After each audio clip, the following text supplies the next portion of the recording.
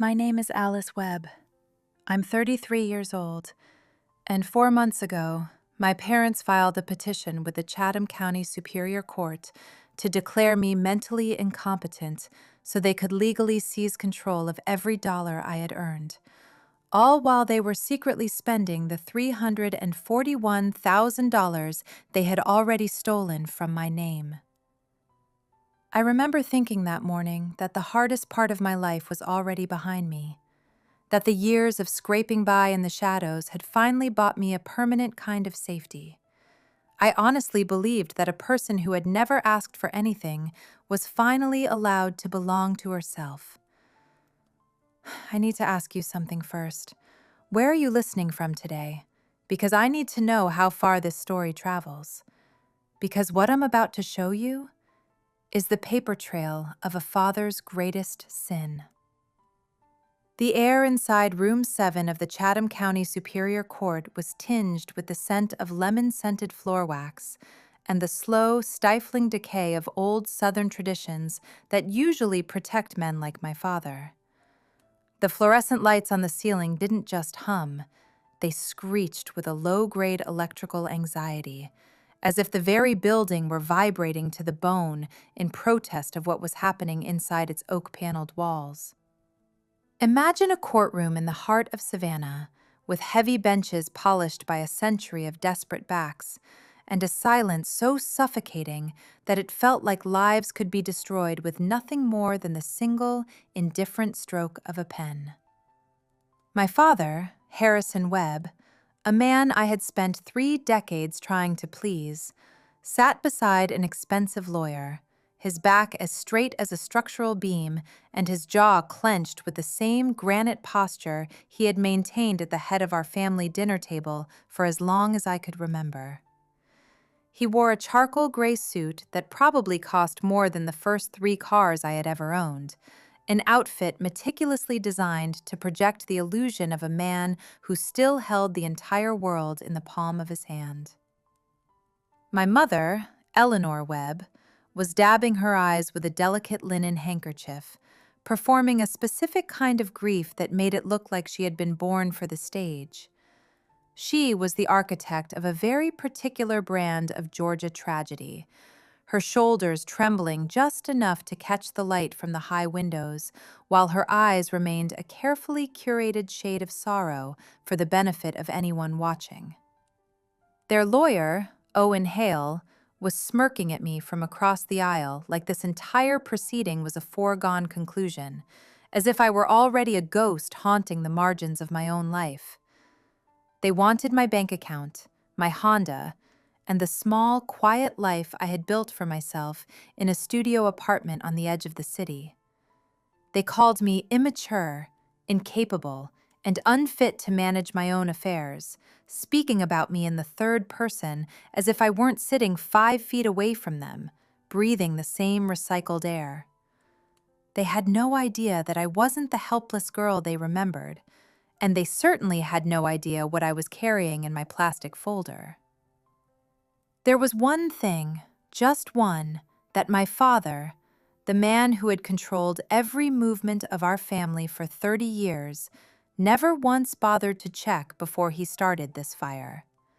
He never looked at the public records at the very office where his daughter worked every single day. In the windowless basement of the Chatham County Archive on Bull Street, among the miles of rolling metal shelves and the sharp, acidic scent of ancient paper, I had spent a decade mapping the financial anatomy of this town. I had learned how to read the hidden language of deeds, liens, and transfers, and eventually, I had found the cracks in the foundation of my father's own empire. Before I tell you how the walls came down, I need you to see the evening it all started. It was a Tuesday in November, a typical Savannah evening where the humidity hung heavy like a wet wool blanket, and the moss on the oak trees seemed to soak up the last of the gray light. I remember it clearly because Tuesdays were always my slow cooker nights, a small, predictable ritual where I would come home from the archive, check the pot, and eat a warm meal at my small IKEA table before reading for an hour and going to bed. My life was built on a foundation of quiet, deliberate choices, a fortress of solitude that my father mistook for a prison of failure because it didn't shine as brightly as his leased life. My apartment was a 450-square-foot studio on the second floor of a walk-up where the hallways usually smelled of toasted garlic and laundry detergent.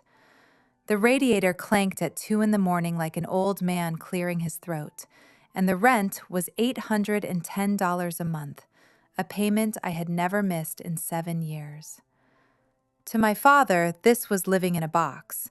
To me, it was a sovereign nation where his voice finally didn't carry and his rules no longer applied.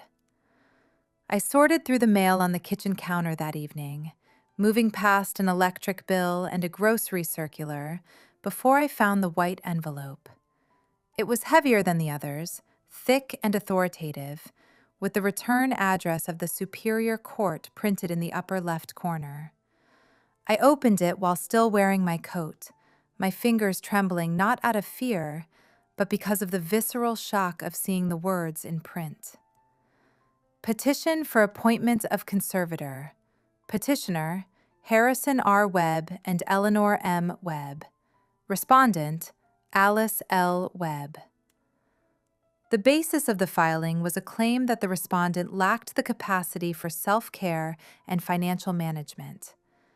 The ink seemed to bleed into the white paper like a fresh bruise, and I had to lean against the laminate counter just to keep my balance. I had worked in a courthouse my entire adult career, and I knew exactly what a conservatorship looked like from the inside. I had filed hundreds of them into dark archive boxes, labeling them with black ink and sliding them into the shadows of history. I knew how the system worked, how it could be used as a surgical scalpel to save a life or a heavy sledgehammer to crush a soul. What made my hands shake was the realization that my own parents had walked into a law office, sat down in high-back chairs, and said the words out loud to a stranger. "Our daughter cannot take care of herself. Give us the keys to her life." They had looked at my independence and seen nothing but an obstacle to be cleared, and they had looked at my peace and seen a vacancy they could occupy for their own survival. I set the letter down on the counter, right next to a small black notebook I kept in my kitchen drawer. It contained 11 years of investment records written in my own handwriting, neat and obsessive columns that represented every hour of overtime I had ever worked, every vacation I had ever skipped, and every single dollar I had refused to let my father touch. My father always said his daughter didn't know how to do anything except sort paper, and he meant it as a way to diminish the quiet work I did in the basement of the city. He was right about the paper part, but he was fundamentally wrong about the rest. In the world of records, paper isn't just wood pulp and ink. Paper is power. It is the physical trail of every lie ever told and every asset ever hidden from the light. The money they thought I had and the money I actually possessed were two numbers separated by a distance that a man like Harrison Webb could not have imagined in his worst nightmare. He thought he was filing a petition against a helpless girl in a studio apartment. He didn't realize he was declaring a total war on a woman who held the receipts for his entire life. To understand how I ended up in that Savannah courtroom, you have to understand the life I had built for myself in the shadows of my father's noise. For a decade, I had lived in what he called the box, a space so small that he claimed it was an insult to the Webb name. But inside those four walls, I had found something he never possessed, a quiet, unshakable sovereignty. My studio was located on the edge of the Victorian district, where the salt air from the Savannah River would mix with the scent of blooming jasmine and the faint metallic tang of the nearby bus terminal. It was a neighborhood of peeling paint and ancient, heavy-limbed oaks that dropped their leaves on the cracked sidewalks like discarded memories. My apartment wasn't a home to my father. It was a symptom of a mind he thought was broken. He saw the stained laminate countertops and the single thrift store armchair as evidence of my failure to launch. He didn't see the peace in the way the morning light hit the worn pine floors, or the dignity in a door that I, and only I, held the key to. And I think many of you know that feeling, the specific, quiet relief of closing a door on a world that demands you be louder, richer, and more impressive than you actually are, just so you can finally hear the sound of your own breath. That small room was the first place in my life where I didn't have to be a supporting character in someone else's drama. Every morning at 7:30, I would walk down to Bull Street, past the squares where the tourists were already beginning to gather, and descend into the basement of the Chatham County Archive.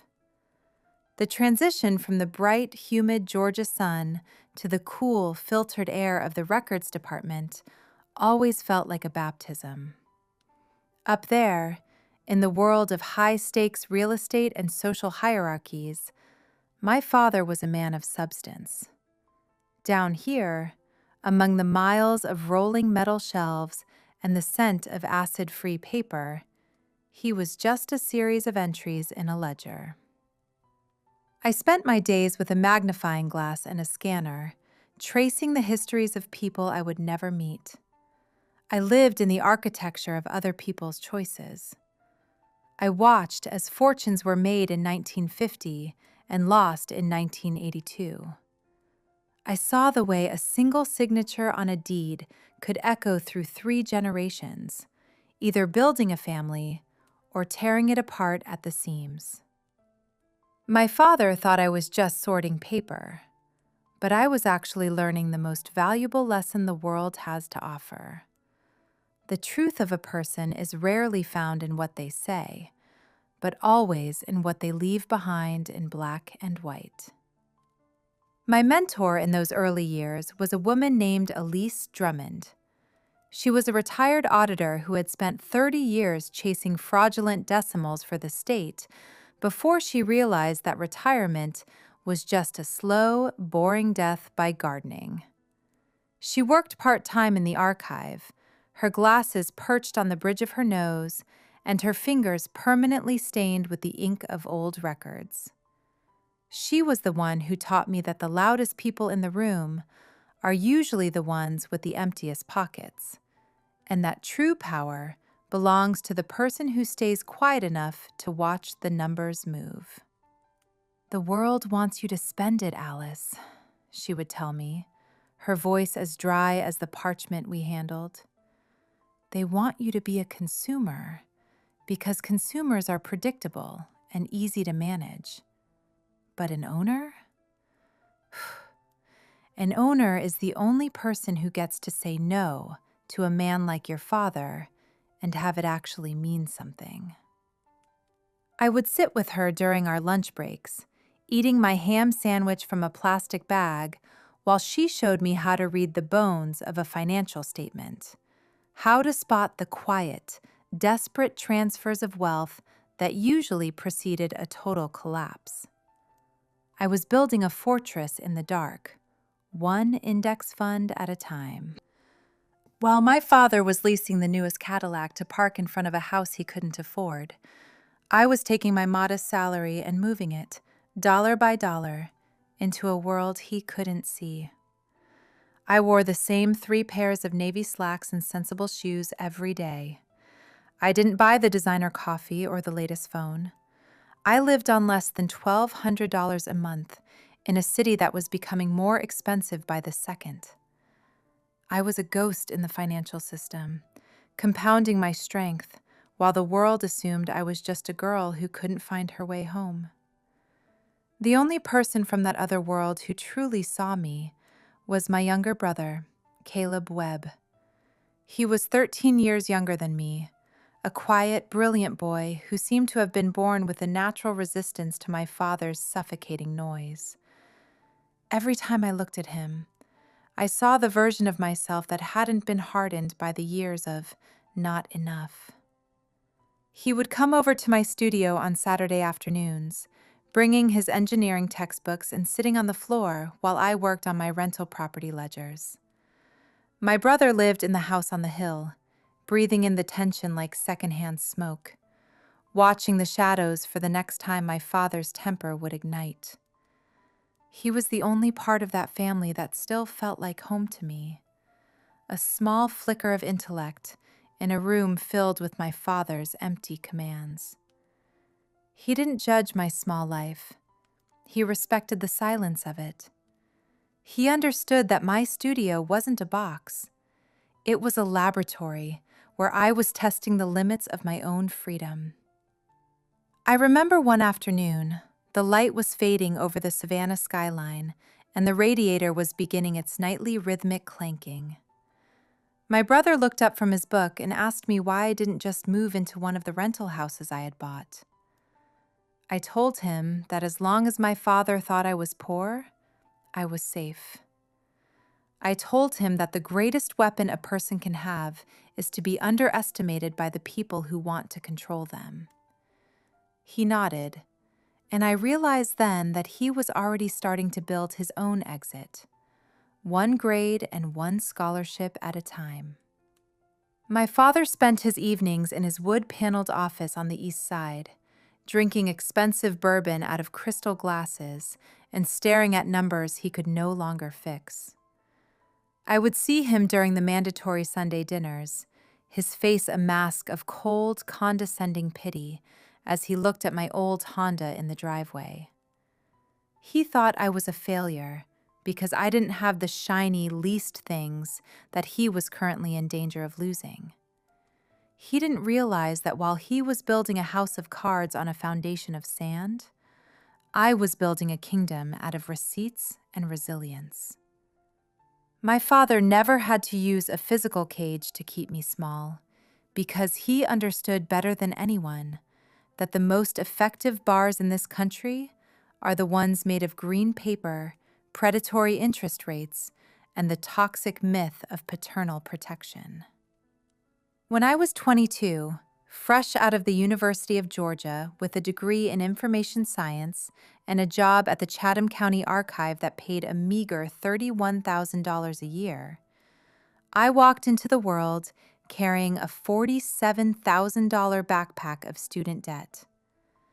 My father, Harrison Webb, had co-signed those loans, but he hadn't done it out of a burst of genuine generosity or a desire to see his daughter succeed.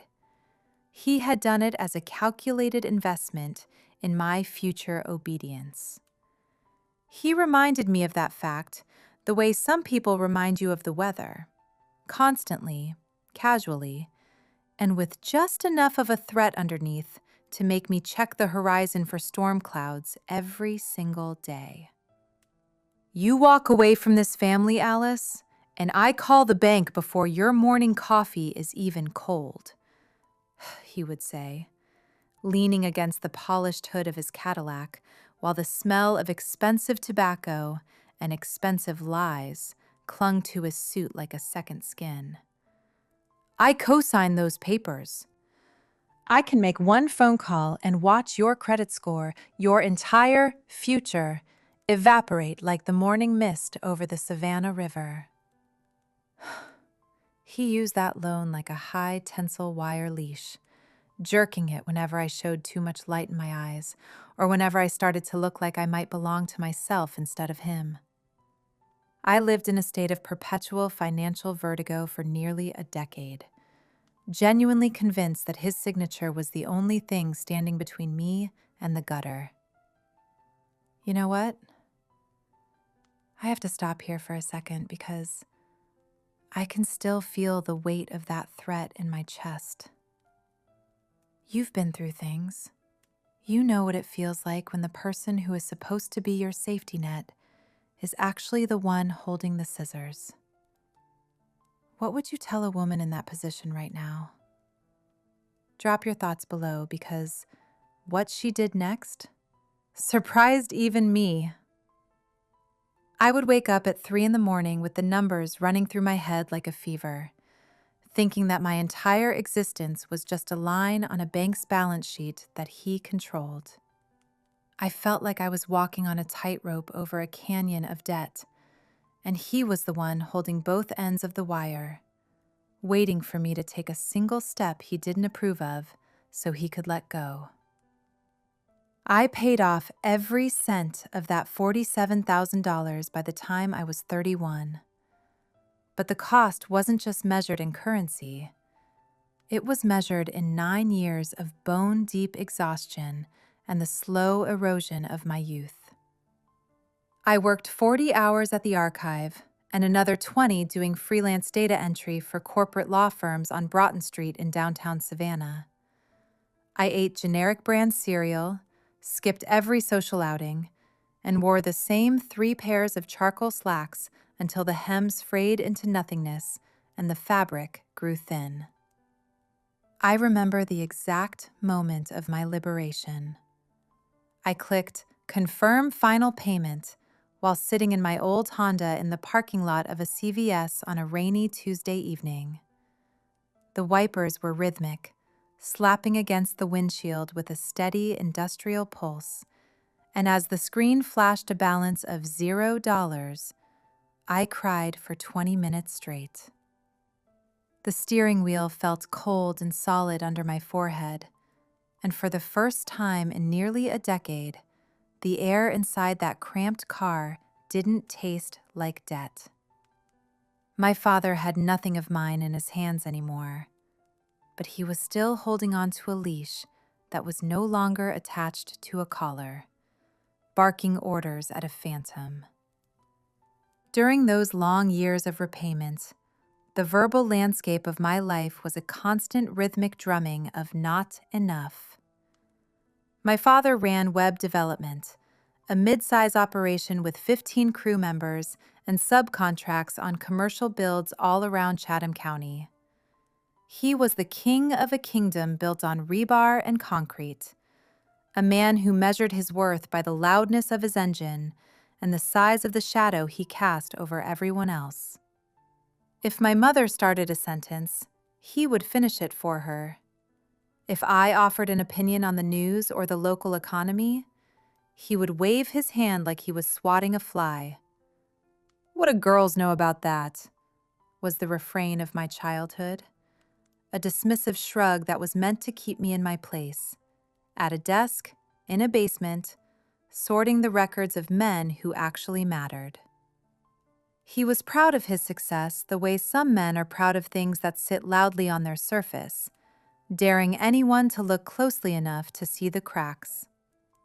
He drove a silver SUV that gleamed in the driveway of our 4-bedroom house on the east side, its paint always flawless, reflecting a world where everything was under perfect control.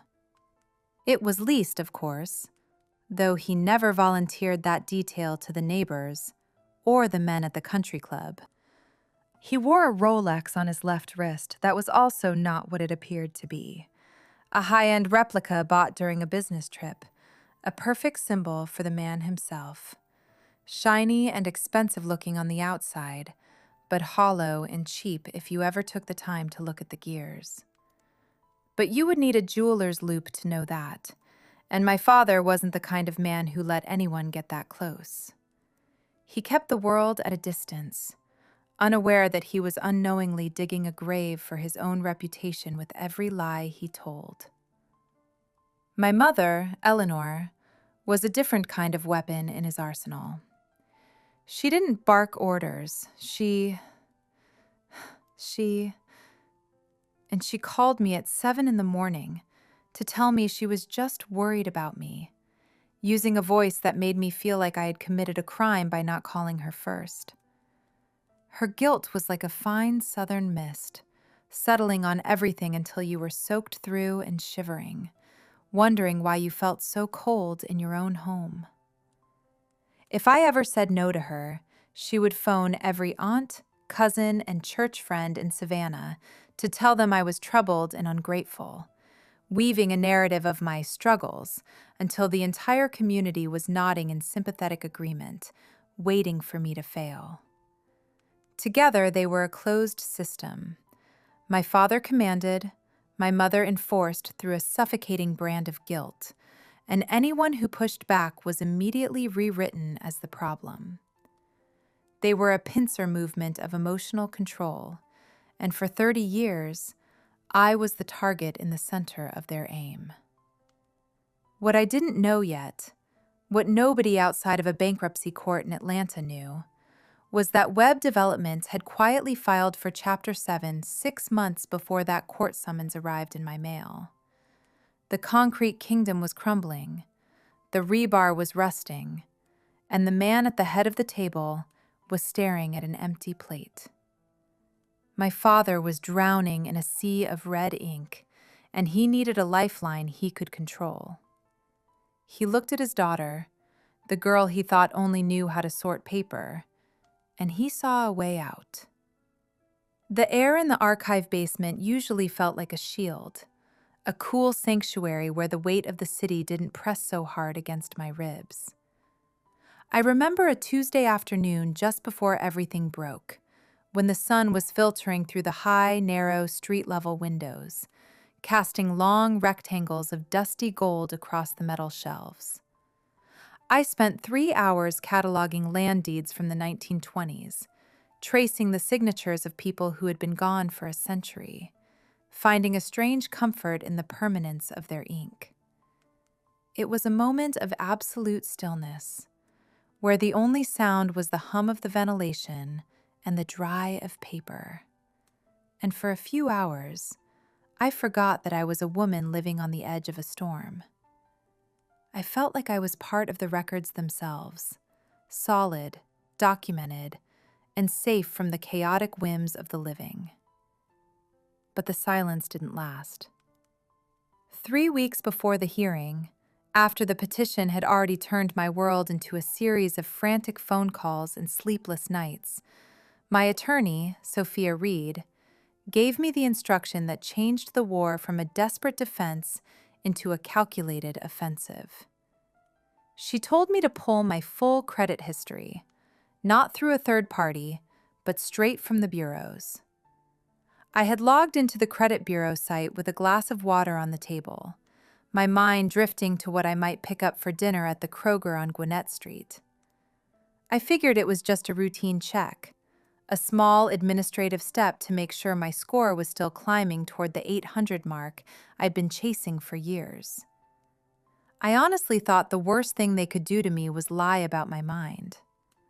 I entered my social security number, my fingers hovering over the keys as if they were touching a hot stove that I knew was about to burn me. The report loaded, and at first my FICO looked fine, a 780, the proud result of a decade of perfect, agonizingly disciplined payments. But then I scrolled down into the account history section, and the world seemed to tilt on its axis. 2 credit cards, a Visa signature, and a high-limit MasterCard had been opened 14 months ago, and the combined balance was $28,400. The billing address was a P.O. box in Warwick that my father used for a consulting shell company I had seen in the archive records months prior. My stomach dropped into a cold, dark well, but the heavy hitter was still waiting at the bottom of the page. A home equity line of credit, a HELOC, for $85,000 had been drawn against the duplex I owned on Prospect Avenue. The application was digital, dated 9 months ago, and when I enlarged the signature field on the PDF, I saw a grotesque, jagged imitation of my own handwriting. It was a forgery that looked like it had been done by someone whose hand was shaking from either pure greed or a level of desperation that bordered on madness.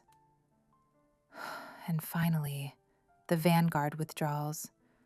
3 separate transfers of $76,000 each had been moved from my brokerage account into a mysterious entity called Vance Holdings, LLC. My father had used the limited power of attorney I had revoked 3 years ago, the one he had looked me in the eye and lied about destroying, to convince a junior broker that he was still the gatekeeper of my wealth.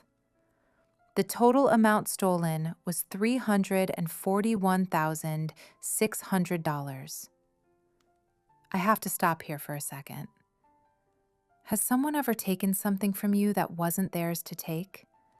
Something you spent your whole life building? You don't have to share the whole story. Just a heart below if you've been there. You are not alone. Because what I found next was the evidence that changed everything. I sat there for an hour in the dark of my studio, the radiator clanking in the corner like a lonely industrial heartbeat. My own father hadn't just tried to lock me in a legal cage. He had already picked the locks of my life and stripped the walls bare while I was busy sorting paper in a basement for $15 an hour.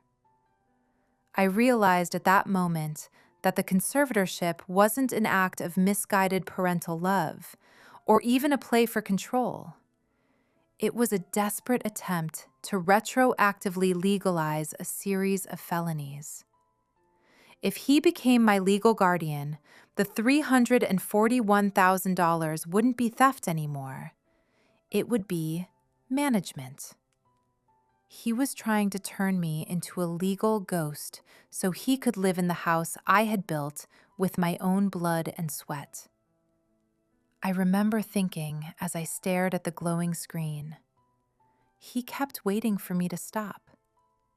I thought he had to know this wasn't right. He saw me eat canned beans for years so I could save that money, and he still reached in and took it like it was his own. He watched me wear shoes with holes in the soles while he drove a leased Cadillac, and he felt entitled to every cent of my sacrifice. I called Sophia Reed at midnight, the rain beginning to hit my window panes in sharp, rhythmic drum beats that sounded like a warning.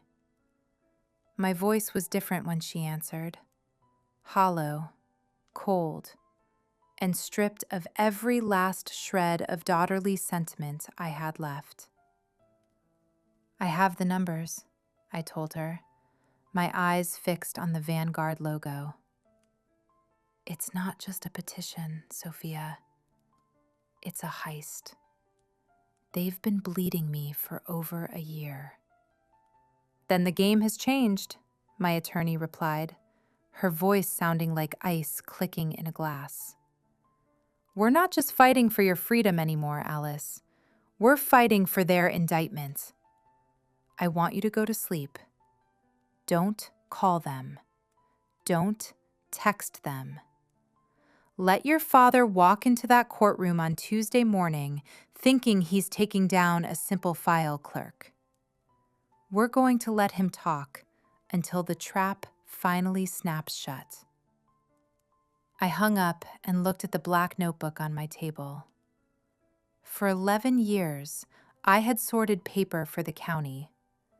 I had tracked every cent, every deed, and every lie that came through that basement. My father thought I was just a girl who organized his world, but he didn't realize that I was the one who had kept the receipts for his destruction. He thought he was the architect of my downfall, but I was the one who had already archived the evidence of his crimes.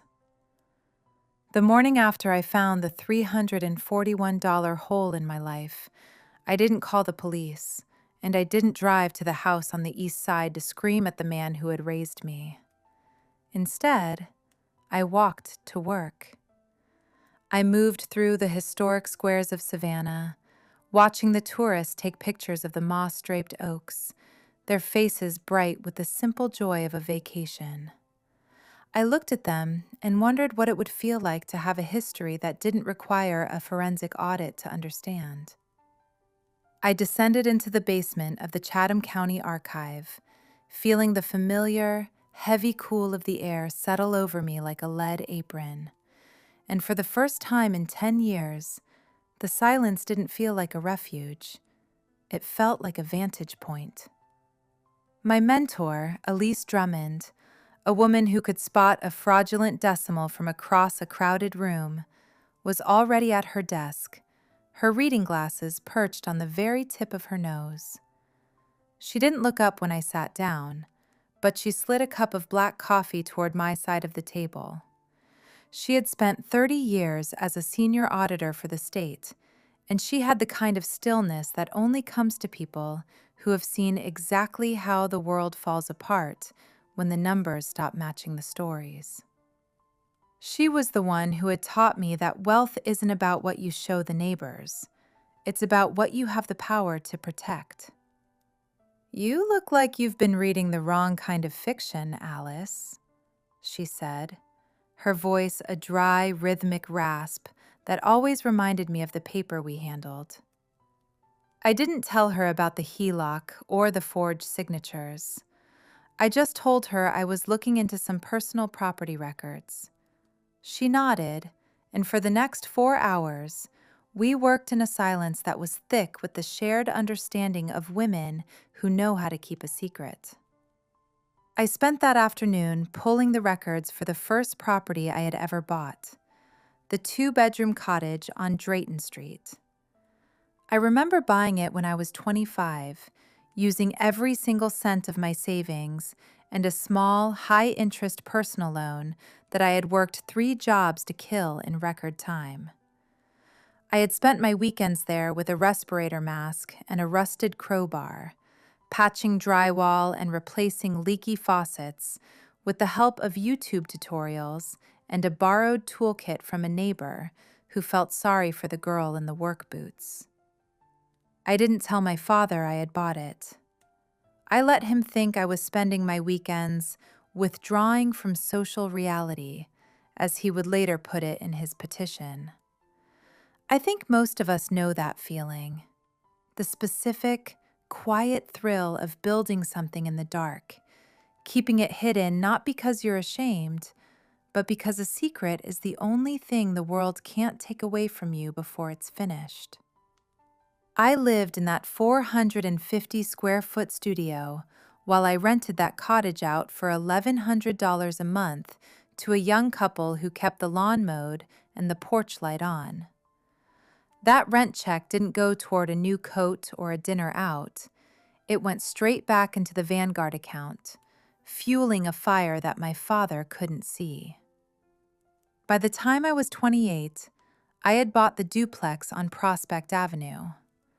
I was becoming an expert in the financial anatomy of Chatham County. I watched the tax lien auctions like a hunter watching a trail in the woods, looking for the quiet, abandoned properties that the world had forgotten. My father always talked about legacy and the Webb name, but his legacy was built on debt and the performance of power. Mine was built on the back of 12-hour shifts and the steady, compounding force of the S&P 500. Elise Drummond watched me grow from a nervous clerk into a woman who could read a deed like a map of a person's soul. She never judged me for my old Honda or my clearance rack sweaters. "The world wants you to be a consumer, Alice," she'd repeat, "because consumers are predictable. They're easy to frighten. But an owner has the only kind of freedom that actually matters in a courtroom." I remember sitting in that basement, looking at the scanned image of the forged signature on my HELOC application. It was such a clumsy attempt to mimic my hand, a jagged, desperate line that spoke of a man who was running out of time. My father, the man who had commanded every room he ever entered, had been reduced to stealing from his own daughter just to keep the lease on a Cadillac he didn't own. He thought he was the only one in the family who understood how wealth worked. But he had spent his life chasing the ghost of it, while I had been capturing the reality of it, page by page, in the dark. I stayed late that Friday, the hum of the archives the only company I had. I pulled the records for web development, tracing the slow, inevitable decline of my father's concrete kingdom. I saw the liens he had hidden behind shell companies, the unpaid subcontracts, and the quiet, desperate loans he had taken out against the house on the east side. He wasn't just struggling. He was an industrial ghost, a hollowed-out shell of a man who was trying to use his daughter's life as a temporary bridge to nowhere. I sat there thinking, I am the only person who knows the truth. I am the only one who has archived the receipts of his destruction. He thinks he is taking me to court to save me from myself, but he is actually walking straight into the ledger I have been balancing for 11 years. I closed the final file, the metal drawer sliding shut with a solid final click that echoed through the empty basement. I wasn't the girl who just sorted paper anymore. I was the one who knew exactly where the bodies were buried. And for the first time in my life, I wasn't afraid of the dark. After I refused to sign the voluntary conservatorship papers, the air in Savannah didn't just grow cold. It grew thin, as if my father were personally sucking the oxygen out of the city limits to see how long I could survive on the scraps of his mercy. Harrison Webb was never a man of subtle gestures.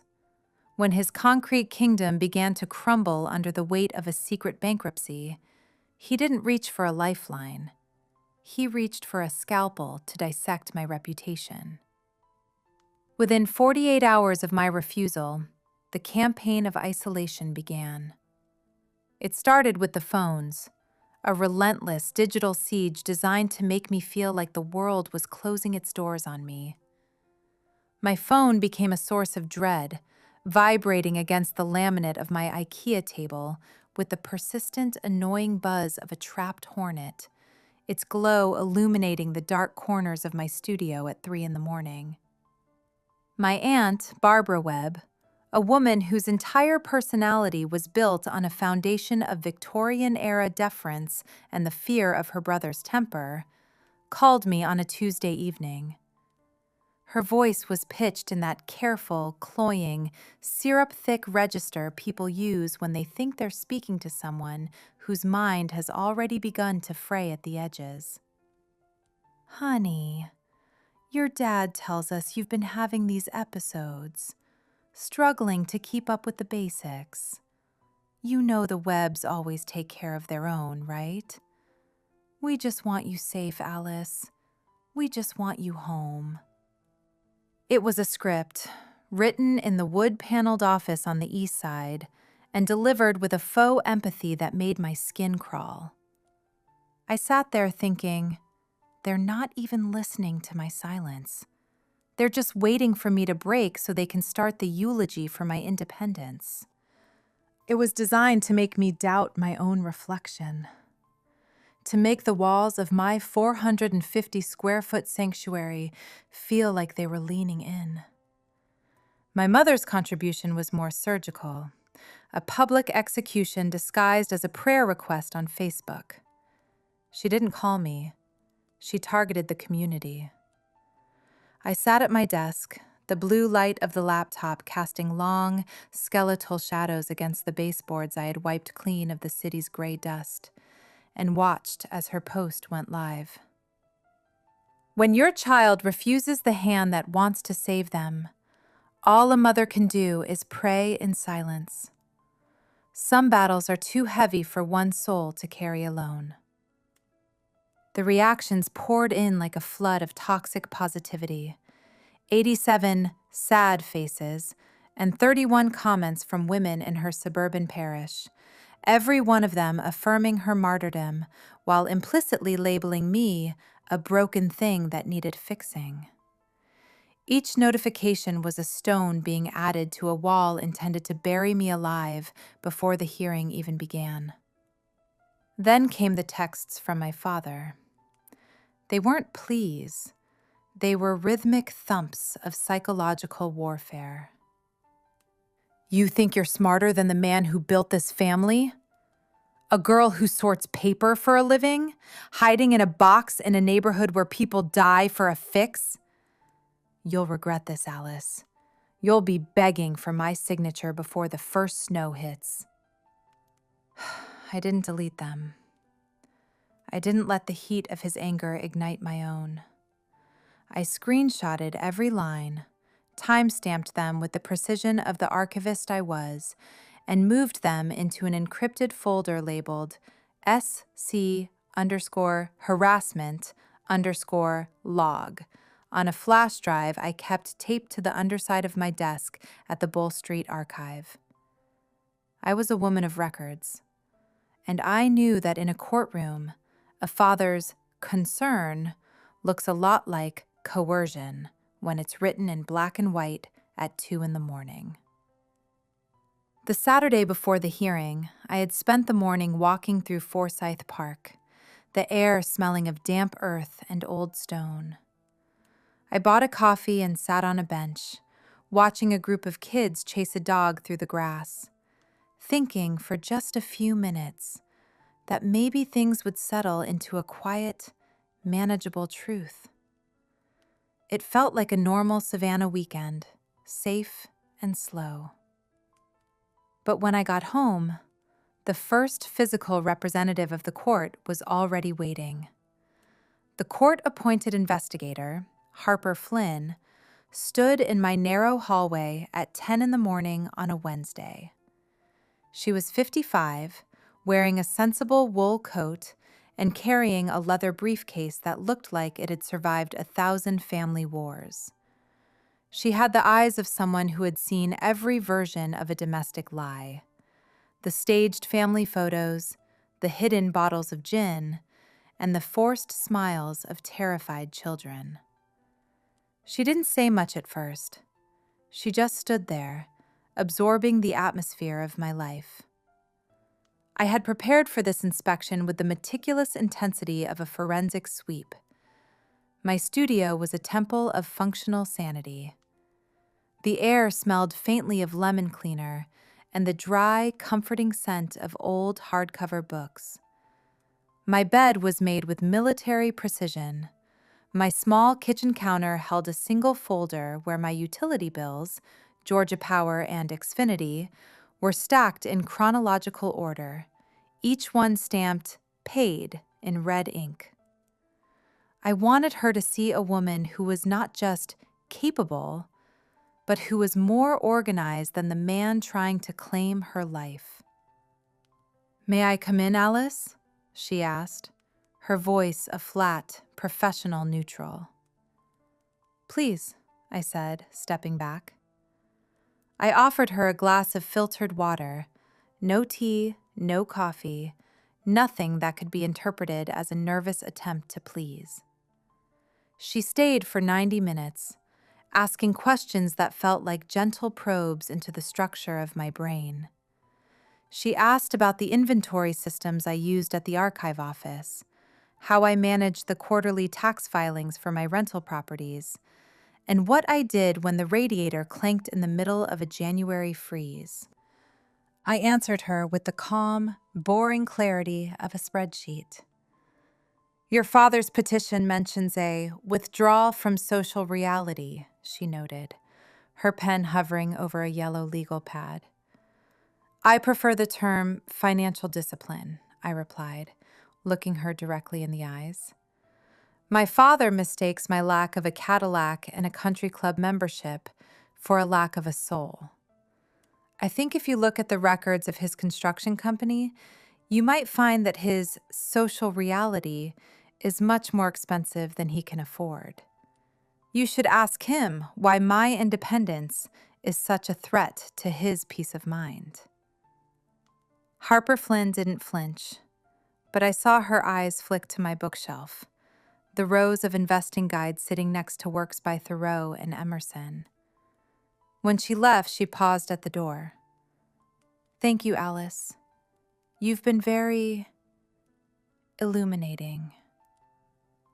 But the darkness deepened when the discovery package arrived from Owen Hale, my father's shark of a lawyer. Inside was the crown jewel of their case, a psychological evaluation by a Dr. Howard Phelps. The language was dehumanizing, a clinical assassination of my character. It used words like executive dysfunction and impaired judgment due to isolation, painting a picture of a woman who was one missed meal away from a total break with reality. I read the report 3 times, the blood roaring in my ears like the sound of the Atlantic during a storm. Then I saw the fatal flaw. The report was 20 pages of dense academic jargon, but nowhere in those pages was a date for a clinical interview with the subject. Dr. Howard Phelps had never met me. He had never heard my voice or checked my vitals. The entire document was a fabrication built on collateral interviews, a fancy legal term for my parents told me what to write. It was a paid hit job, a $5,000 piece of fiction designed to strip me of my constitutional rights. I sat there in silence thinking, they've overreached. They think the record is whatever they say it is. But they forgot that I'm the one who knows how to spot a fake. The morning of the hearing in Savannah arrived with a sky the color of tarnished silver, a heavy Atlantic mist clinging to the granite columns of the Chatham County Superior Court like a shroud. I arrived at 8:45 a.m. because in 11 years of working for the county, I had never been late to a single filing, and I wasn't about to start on the day that would determine if I remained a legal person or became a ward of the state. I wore a light blue button-up shirt, dark slacks, and flat shoes that made no sound on the marble floors. I looked exactly like what I was, a dedicated public servant on her day off. The courtroom of Department 7 was smaller than I imagined, but it felt infinitely more suffocating. My father and my mother were already there, seated at the left table like a king and queen in exile. My father was wrapped in that charcoal gray suit, his fingers tapping a rhythmic, arrogant beat on the table. Between them sat Owen Hale, his silver cufflinks catching the dim light. Behind them sat Aunt Barbara and a few neighbors they had recruited to witness my downfall. Stop right here. If you were in my position, sign those papers to keep the peace and let them take the money, or walk into that courtroom and risk everything to expose the people who raised you. Yes or no below. I want to know. Okay, here's what I actually did. Judge Robert Callahan took the bench at exactly 9 a.m., a man with a face like a Georgia coastline, weathered, hard, and utterly indifferent to charm. Owen Hale stood first, his voice a rich, rehearsed baritone, as he described me as a woman of profound isolation who had withdrawn from social reality. He submitted the fabricated report from Dr. Howard Phelps as if it were the gospel. My mother began to sob quietly into her handkerchief, her shoulders shaking with the precision of a veteran stage actress. I sat through every word, incapable, isolated, unstable. They described my life as a series of failures, painting my frugality as a symptom of a mind in decay. Under the table, my hands were fists, but my face remained as still as a frozen lake. Then Sophia Reed stood up. She didn't perform, she operated. She submitted the investigator's report from Harper Flynn, which described a woman of full cognitive capacity and Extraordinary organization. The room grew cold as the first crack in the web empire widened. Furthermore, Sophia continued, her voice gaining a sharp, metallic edge, we wish to challenge the validity of the psychological evaluation. Dr. Howard Phelps never conducted an in-person examination. This document is a clinical fiction. Judge Callahan's brow furrowed. He looked at the report, then at Owen Hale, who was suddenly very busy looking at his legal pad. But the real blow was yet to come. Sophia handed a yellow-tabbed folder to the bailiff.